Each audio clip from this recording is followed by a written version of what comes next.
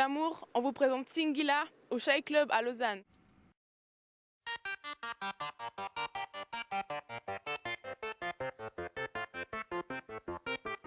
Et une interview à ne pas rater. Première question, parle-nous un peu de ton succès. De mon succès, c'est compliqué comme question. Déjà, il faudrait raconter un petit peu ma carrière et mon passé pour voir s'il y a succès ou pas succès. En tout cas, j'ai commencé donc, au sein d'un groupe de rap qui s'appelait Le Psyché. Et ensuite, on s'est séparés parce que eux voulaient absolument rester dans le rap et moi je commençais à faire des refrains, chanter, du tralala. Mais en tournant avec eux, ce que j'ai gagné, c'est à force de tourner dans des maisons de quartier et autres, j'ai pu développer un style un petit peu un style urbain. Et du coup, quand on s'est séparés, il fallait absolument que dans mes trucs R&B, vu que je continuais à tourner dans le même réseau qui était les maisons de quartier et que le public était plus masculin qu'autre chose, il fallait que mes lyrics, même si j'avais des jolies mélodies mielleuses, il fallait que mes lyrics parlent un petit peu au bonhomme. Donc c'est comme ça que j'ai peut-être forgé mon style. Et par la suite, j'ai rencontré Sectora qui faisait une compile à l'époque qui s'intitulait Indigo. Et de Indigo, donc j'ai signé chez eux. On a bossé ensemble pour mon premier album. J'ai eu de la chance, mon premier album a bien fonctionné. J'ai commencé avec mon single Ma Conscience.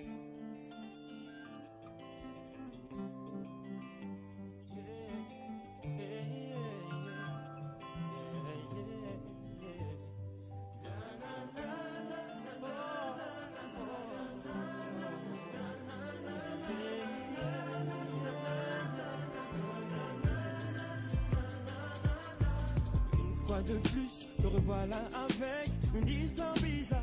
Il va donc falloir que je vous expose mon cauchemar de ma boule, ma go je l'aime.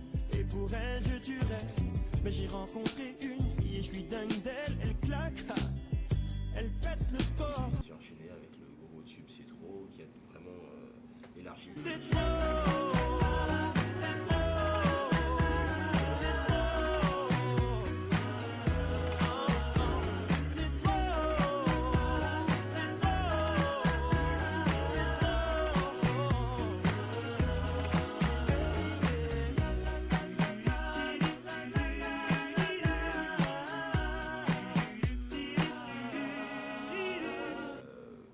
Qui a fait vraiment un succès populaire alors qu'à la base c'était un délire, tu vois. Et voilà, ça m'a ouvert des portes et puis j'ai pu faire un deuxième album. Donc voilà au niveau du succès. Et puis un troisième album qui vient de sortir le 14 septembre. Allô. Mimi 1004, singi là, un petit quezou, quand je prends une voix ce doux.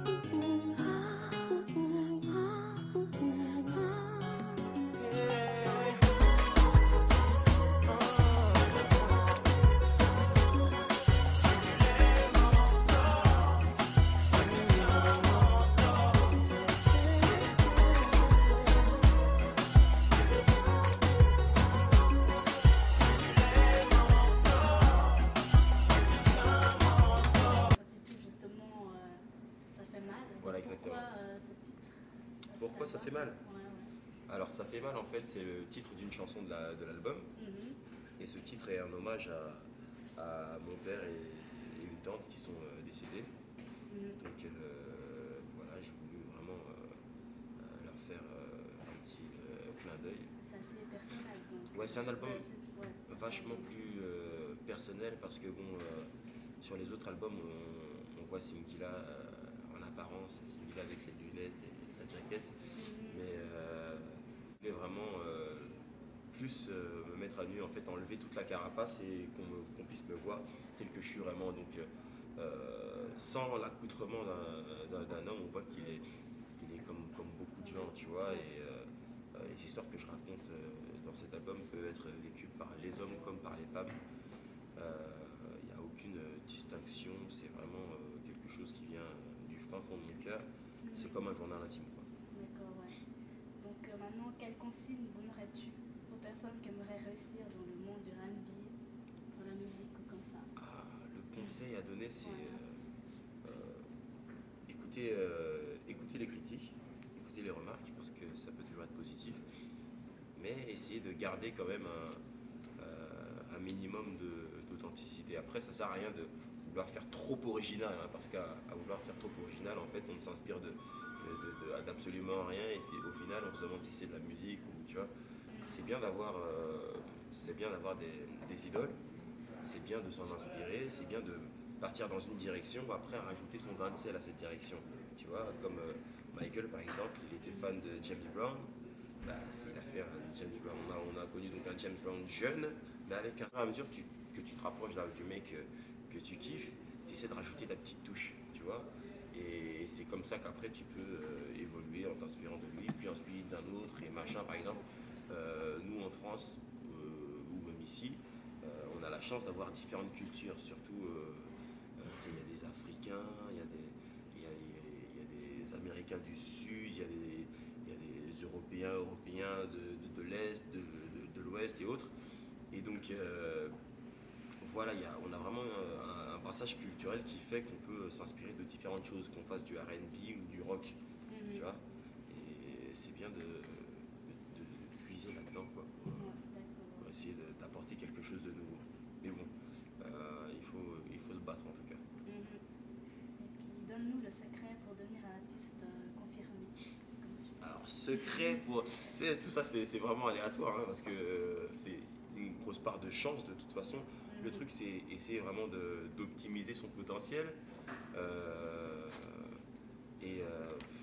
C'est un travail, selon moi, de longue haleine. Tu vois, tu peux être le meilleur du monde, mais il faut passer par certaines cases. Il faut être reconnu du public. Donc, c'est-à-dire que chaque fois que tu peux chanter, que ce soit devant 5 ou 1000 personnes, faire quelque chose de positif, qu'on sente que tu y crois. Et une fois que les 5 personnes ou les 10 personnes en face sont convaincues, ben, elles vont parler autour d'elles. Et au fur et à mesure, ce sera ici et là, et puis ensuite dans un autre quartier ou dans une autre ville. Et au fur et à mesure, tu vas convaincre les gens. En fait, le truc des chanteurs, c'est un petit peu un truc de magicien ou de menteur ou de je ne sais pas quoi. C'est juste être être crédible, quoi. Bien tchatcher ou bien chanter, il faut convaincre. Une fois que tu as réussi à convaincre les gens, le mec il va essayer de te critiquer, les autres vont faire mec, on n'est pas d'accord avec toi, arrête de raconter des conneries, ça tu vois. Alors maintenant, prochaine date à venir, concert. Alors prochaine date à venir, déjà aujourd'hui je suis au Shake Club à Lausanne et voilà, je commence à tourner un petit peu pour faire découvrir l'album parce que bon, on parle de confirmer, il y a beaucoup de gens qui ne le connaissent pas encore. Parce que bon, il y a des gens qui n'écoutent pas forcément de R&B ou de hip-hop ou autre, mais pourtant dans nos albums on a peut-être des thèmes qui peuvent parler à ces personnes. Donc voilà, il faut aller sur la route, rencontrer des gens qui aiment ce qu'on fait, rencontrer des gens qui ne connaissent pas forcément ce qu'on fait, et puis passer le message comme ça au fur et à mesure, en espérant que ça prenne. D'accord. Et puis freestyle, tu peux faire dédicace pour Go Check Out. Ok, alors c'est Singila, je fais une grosse dédicace à Go Check Out TV. Yep, c'est pour le club, les gars de Lausanne. Big up. Merci beaucoup. Merci.